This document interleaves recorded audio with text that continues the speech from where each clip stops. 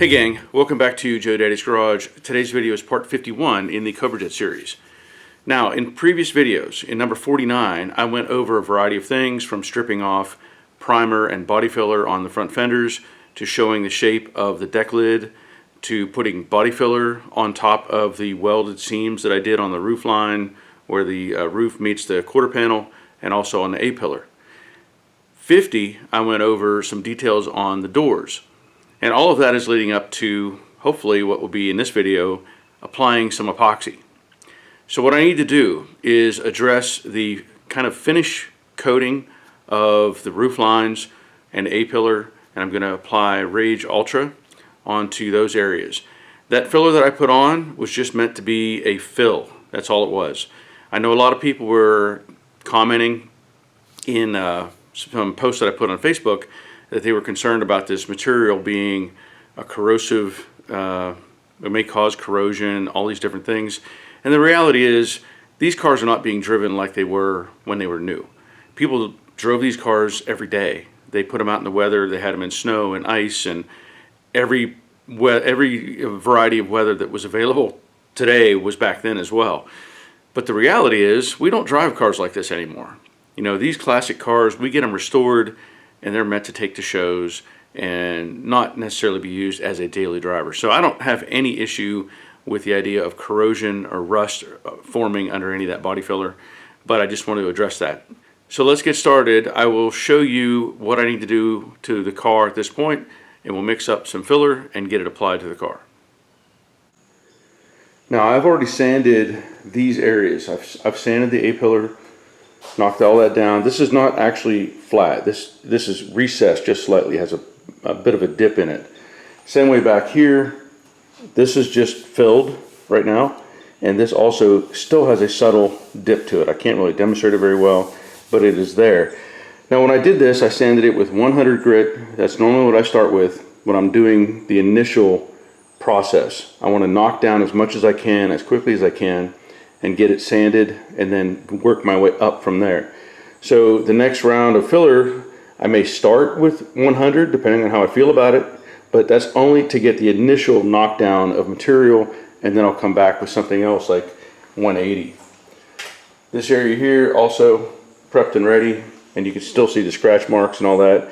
Along with that, the 100 grit will put some scratches in this filler that'll help the next round stick to it.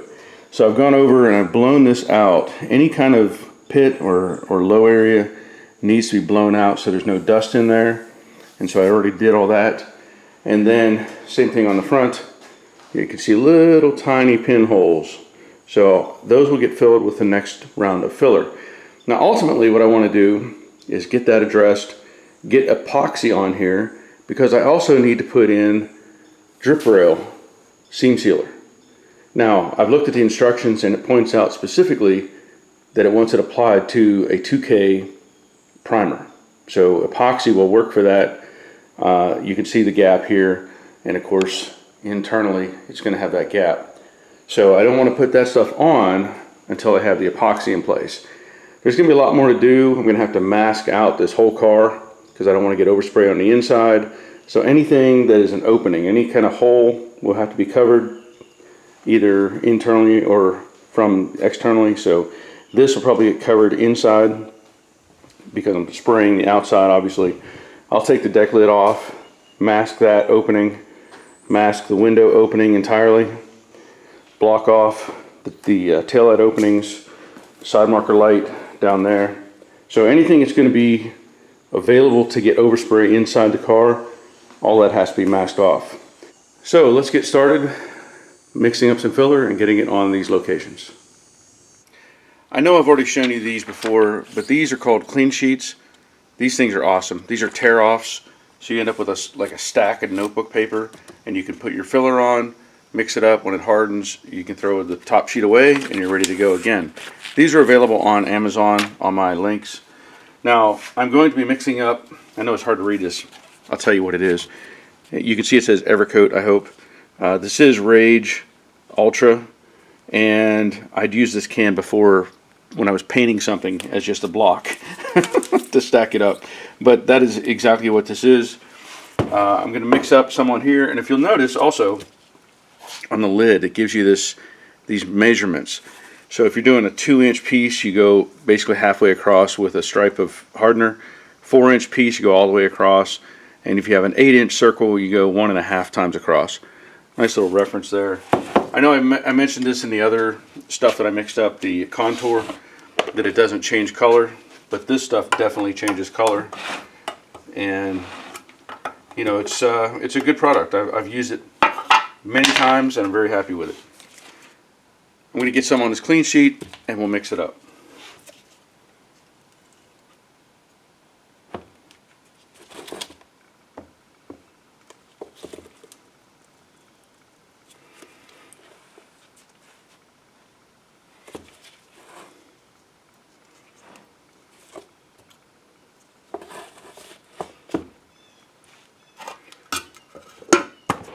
I don't want to mix up too much. I don't want to mix up too much because if I don't get it on the car and it hardens up too soon, then it's a waste of material. I'll try to get as much done as I can though using this amount. Now of course the difficulty is when you have a circle, how thick is it? So while the reference is good to have, it doesn't always help. Also, take your hardener and give it a little massage because it will separate in the tube, and you want to make sure you don't bring out just the liquid part. You want to have it all mixed up. In fact, whenever you're done, if you'll take the tube, a lot of times it will try to draw in air, and if you try to close it up to where you just have a little bit of hardener at the top, that reduces that chance of separation. So I'm going to go ahead and just do a swipe all the way across. Maybe just I missed a gap there, so I'll fill that in. That's all I'm going to do. And top that off.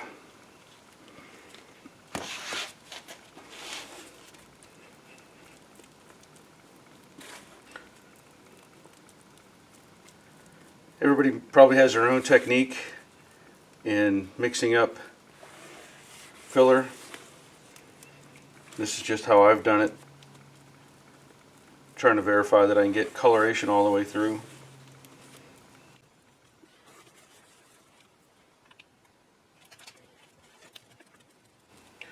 Once it's mixed, we'll go back to the car and start applying it. They give you this little thumb hole here so you can hang on to the board. Now I'm not worried too much about having it super smooth at this point. All I'm trying to get is positive coverage. Make sure I have everything layered and overlapped really good.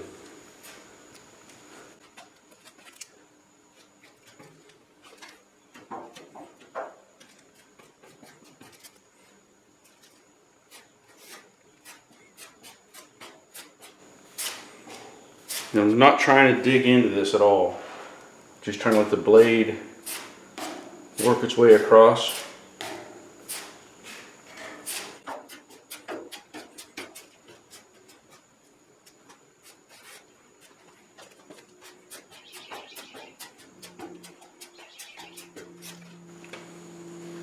It's already starting to set up. So I mixed it a little hot. That's done. Can't use that anymore. See that? That's why you got to be quick. And I just wasted some material. So I'm going to clean this up, remix, and do the other side. That's going to cure pretty quick. Alright, let's see how far we can get. I mixed it a little bit lighter on this side. And I'll point out, I've already wiped all this down with lacquer thinner to make sure that it was dust free and clean.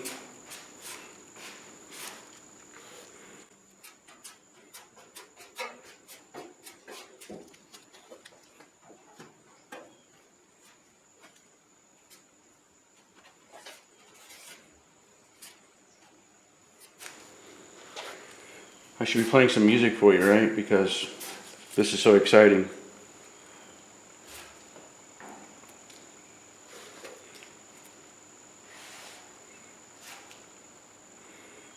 I'm not going to sing for you. You wouldn't want that. Nobody wants that.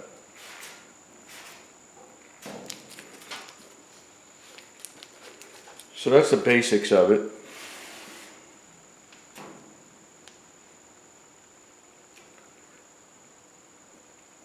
And this may not be my final swipe, because I'll go over this and check it for low spots, and you know, if I got to add more material, I will.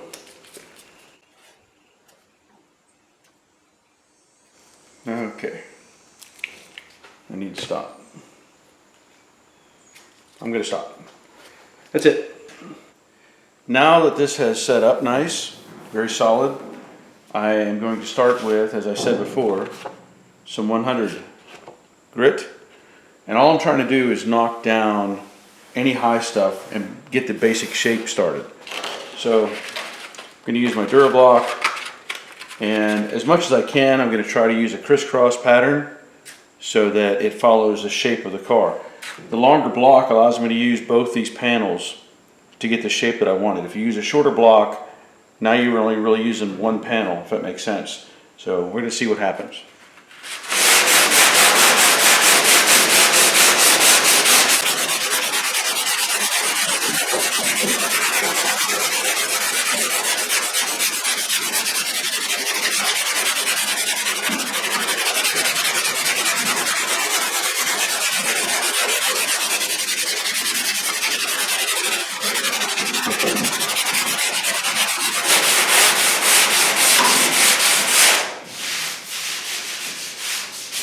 I don't know how well you can see, there's still shadows here and up here.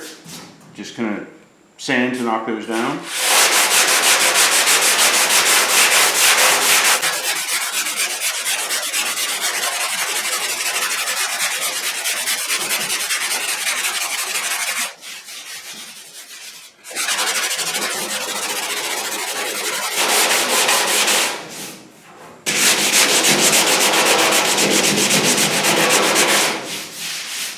Now I want to take advantage of anything that's going to give me the shape. So like these two edges of the sail panel and the roof line, those are supposed to be squares. So you want to use both of those as much as you can to get that corner right. Got a little fillet on the inside here.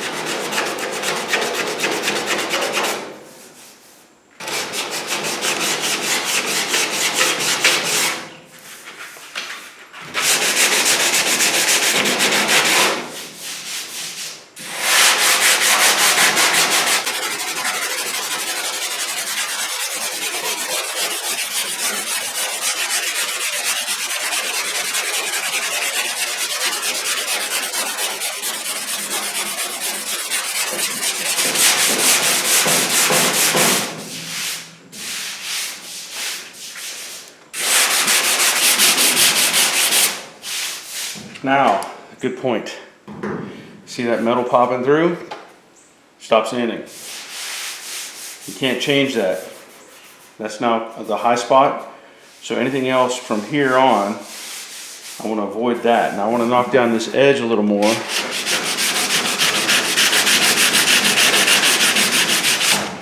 There you go, high spot.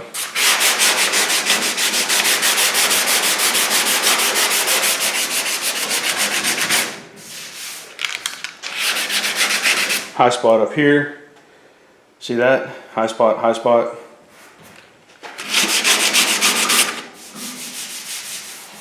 Now I come up under it.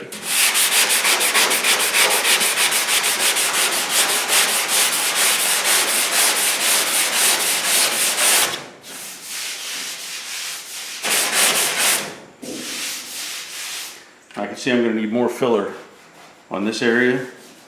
A little low spot right there. But I still have a rough edge. Now, what that means is when I'm sanding this, I want it to almost look like it's smoky, like it's fading away, right? Any kind of hard line is going to be a problem.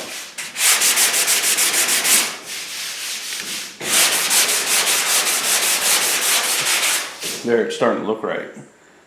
You can see, maybe see that. I'm going to switch over to the 180 just to change the texture of the sanding and see what it ends up with.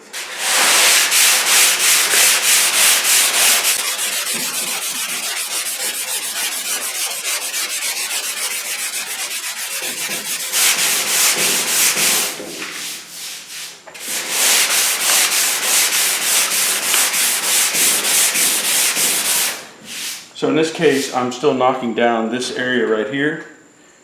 But what you're seeing, hopefully seeing, is this kind of a soft feathered edge. So I can't go too far because I just keep walking that back. I want to keep that kind of long. Back here, I still have an edge. So it's not quite that point. Here it's feathered, here it's starting to feather, but here it's still kind of sharp.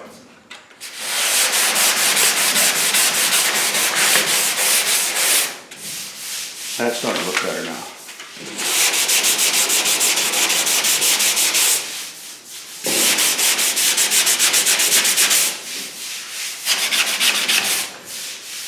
As much as you can, you don't really want to have like a little spear sticking out. And I am going to put another coat of filler on this to fill up these little voids and these areas right here. So I will take probably the either sanding paper 180 or the 80, I could take the 100 or the 180 and scratch down inside of those pockets so that I make sure it's going to grip the new round of filler. This area back here, I'm not real happy with this. So this has to be made to go away. And as you can see, it's not just fading off. So that means there's maybe just a tiny bit of deflection right there. And I'm probably going to have to bring the filler back further. And a lot of times what I'll even do is take a straight edge and try to find the straightest points that I can reference and see if that flows correctly. I can feel this is not quite right. You know, a lot of this experience with my hands is I can tell high and low spots pretty quick. You know, this right here, this is actually a hump. It looks good, but this is kind of humped up right there.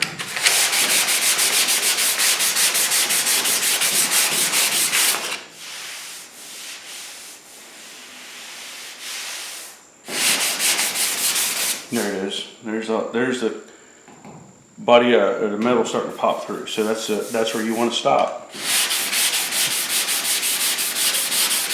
You don't want to dig anymore on that spot.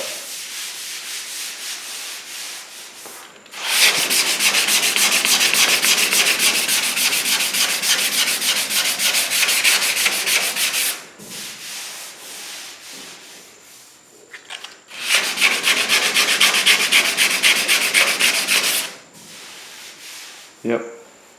So there's that's a hard line. I'm going to have to bring that filler all the way up over top of that. So I'll sand the other areas and get ready to apply another round of filler because this is one area that has to be correct.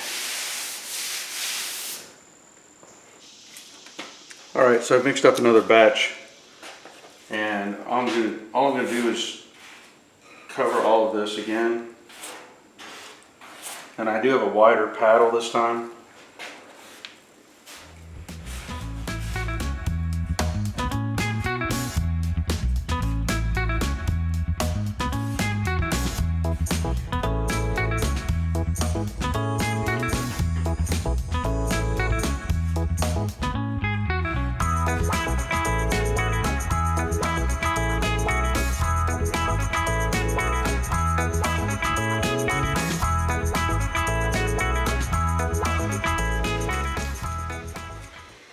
Okay, it's setting up on me, so I can't go any further, but I may add a little bit more to this before I sand it again, because I see I got one hollow spot right there, but you'll see what it does whenever I sand. Now, I normally wouldn't use this at this point. This is dry guide coat I should say. And I use this when I'm doing final sand for primer, but you can, if you wanted to, put it on here and see the highs and lows of what's on your fillet. So you can already see just from doing that,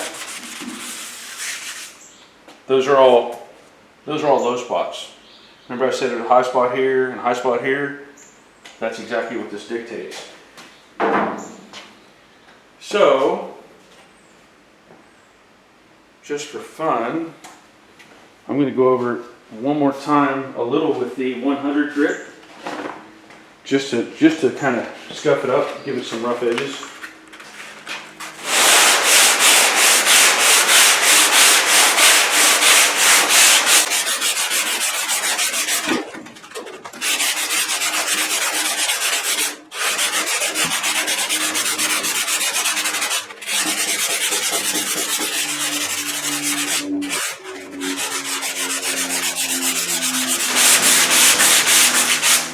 Alright, I don't want to get too far because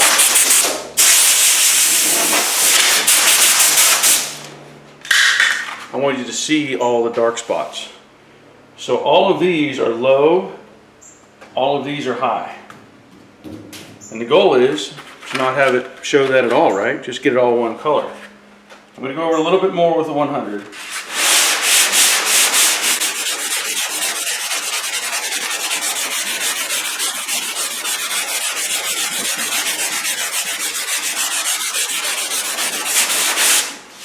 And you can see them starting to fade out.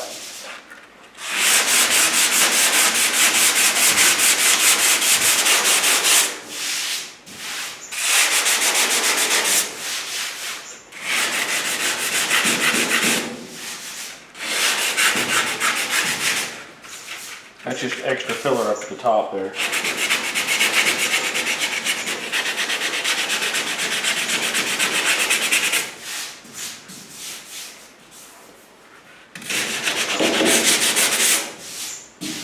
And now you can really see all these shadows. At least I hope you can see them fairly well.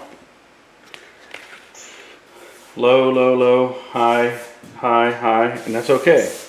That's kind of what I want it to look like, at least at this point. So I'm going to swap back over to the 180 and see what I can do with it.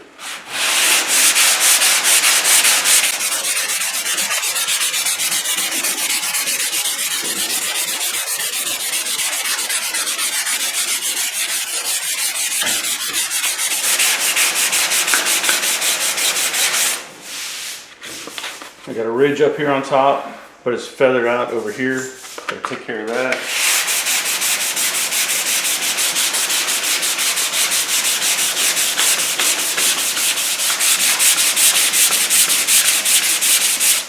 You know, and you ask, wait, well, how are you doing this? Because this is a curve. This is a compound curve. There's nothing flat in any of this. It's a matter of making your wrist follow the curve.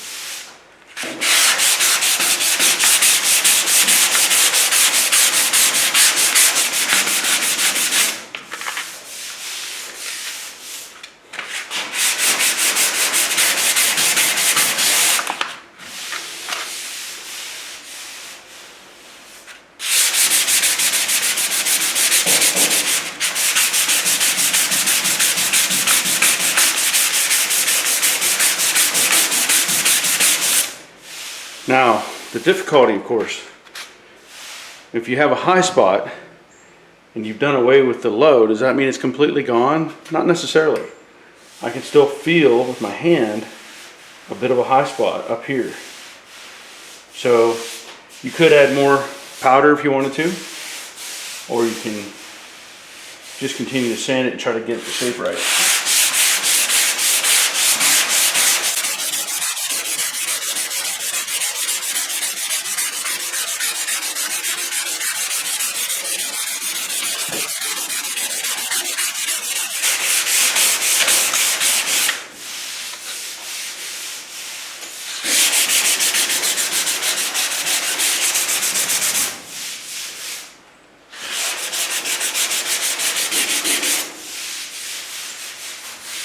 That's getting much closer. Now I will say this is probably one of the most difficult shapes to smooth out because of all the curves. Yeah, I'm gonna add some more powder so you can see.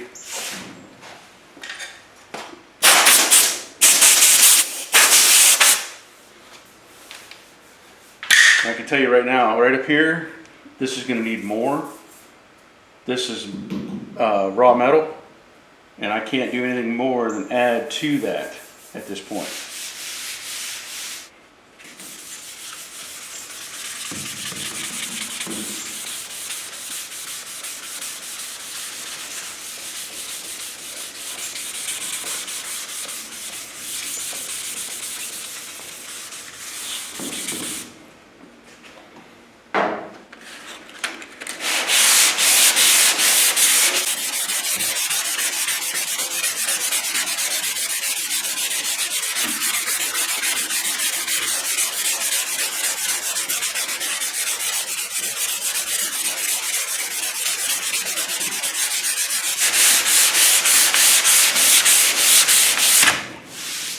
So now you can see a little better.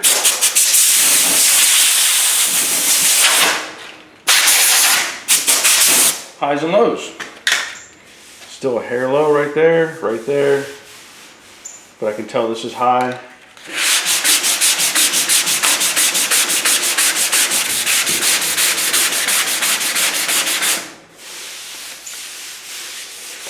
It's getting there.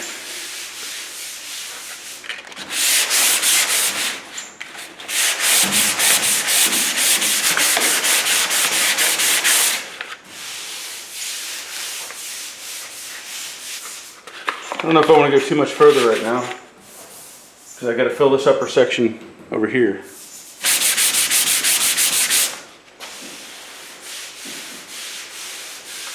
That's a lot better. But something like this, sometimes even just primer will fill that up. But I'll probably skim coat it anyway. I'll address this, get some more filler on here, do another sanding of it, and we'll take another look at it. So I did what I would consider my final wipe with filler, and I did hit it with the DA just to knock down the edges and smooth it up. And of course I have my guide coat powder on. So let's see how it looks now with some 180 grit.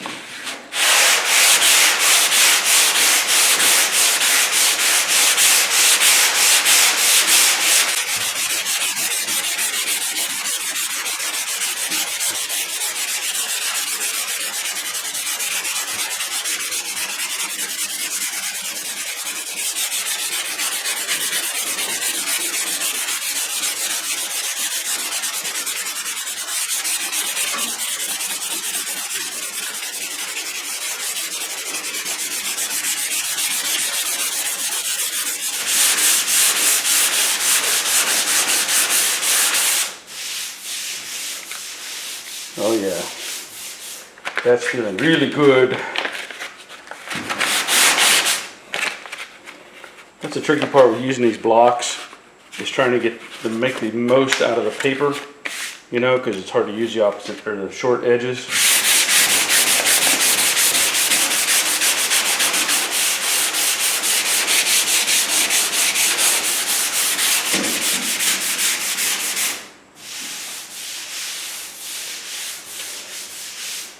Now, as I said, you keep changing directions. Don't just dig, go different ways.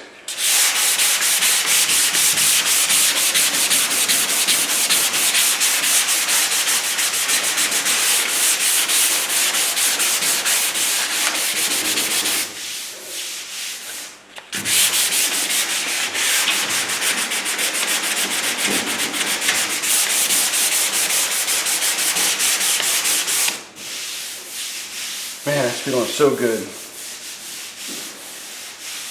So good. All I see is a couple little areas over on this edge. Just a little bit of black showing. There's one tiny spot there. And then this bottom corner needs dressed out.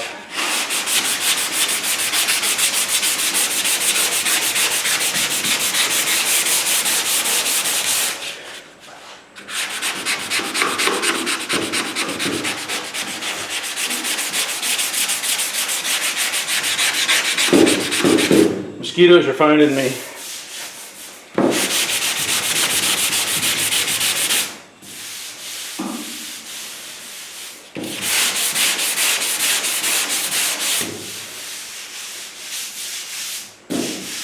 Okay, now at this point, other than maybe just a little more time spent up on this edge, you know, we've got this good line running down beside the window, of course, and the inner kind of flares as it goes back to the bottom, just a little. But this is ready for primer. You know, I can't stress it enough. Whenever I talk about these cars, and I always say test fit, test fit, test fit, right? Well, it comes down to doing something similar when you're doing body work. And the reason for that is when you're doing this kind of work, the end result needs to be as slick as possible. So you can see there's still some sanding dust here from recent activity. And I had blocked this out really nice, very happy with it. And I'm still very happy with it. And I found this area right here was a little bit low. So I added some more filler there because this transition coming up doesn't need to be a transition. It needs to be straight all the way up. So I went ahead and took care of that. And this turns out really, really nice. Both sides did, in fact, and I'll show you that side in just a minute. Now, I didn't show you much on this front section. And the problem with trying to show you that is this is such a small area, and this is one of the more challenging things to do. That right there, you've got a big surface to work with. You can go different directions really easily and sand it out. This one, you're limited because basically you have this to work with and very little side to side. So when I was starting to work on this area right here, I noticed that I was hitting high metal right there really quickly. And so when I took a long block and I was going across that, I was hitting high metal here, and I still had a void in between. So I had to build this up and sand it. And what I used in this area was a paint stick. And I started with the 100 grit, like I said before, and then as I got it knocked down, I went over it with the 180. So this now is a very good transition. I know it's really hard to tell looking at with the color of the filler and all, but that's looking really, really good. I'm very happy with that.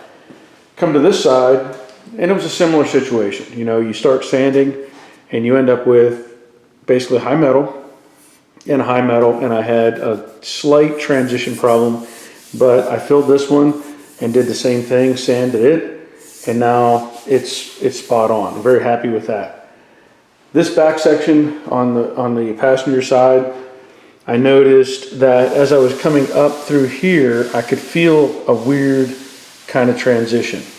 And you know, this can happen. You can have some anomaly in the metal, you can have just some flaws that you don't notice. But as I went over this, and I used also the big block, and I used my paint stick, and I went over this. And with the paint stick, you have the advantage of you can do a transition, and the stick will actually bow a little bit coming across these areas. So at this point, all this is ready for primer. I don't want to do any more to it. I will wipe all this down, of course, and blow out all of this body filler and everything else. I am going to pull the deck lid off, as I had mentioned previously, because I need to mask all this up. And I think I'm going to be able to take care of the main body. And I'm trying to decide yet whether I want to do the outside of the doors or flip them over and do the inside. Now it still has that coating on the inside of the doors, but that's not really that important. I will scuff all that up and shoot it with epoxy and then coat it all, because the inside is very well protected. The other thing somebody had brought up in one of my Facebook posts or something was the idea of adding like paint inside of that, in the channel on the inside. So like I have chassis saver, and I will probably put some on a brush and brush down and get it inside of that cavity just to make sure that everything is sealed up nice and tight. You want to keep all the moisture out of there as much as you can. I've already done modifications on these doors. I cut the holes in the front. If you haven't seen that video already, go have a look at that. It was a previous video. And I also test fitted the door latch assemblies. So these doors feel like they're ready to go. And now I'm going to have to mask this up and get it in primer. But I think that's going to be the next video. So as I'm progressing through this stuff and I'm trying to get everything ready, I don't want to have a super long video showing block sanding and then priming. I think it's better off to separate the two, and that way I can cover the sanding part of it and people can focus on that versus a combination of the two. So the next video will be getting primer on the car. Still a lot to do, and I will get it done, I promise. But I want to thank you, and I especially want to thank my patrons who continue to support me as I try to make these videos for everybody. They are a big help, and they help keep me motivated in doing these sort of things. So if you're interested in becoming a patron, or if you're interested in any of the products that I've demonstrated in my videos, there are links in the description below. You can look at the Patreon account, or you can also look at Amazon and see what kind of products that I have listed there. So that'll be it, and until next time, take care of yourselves. See ya.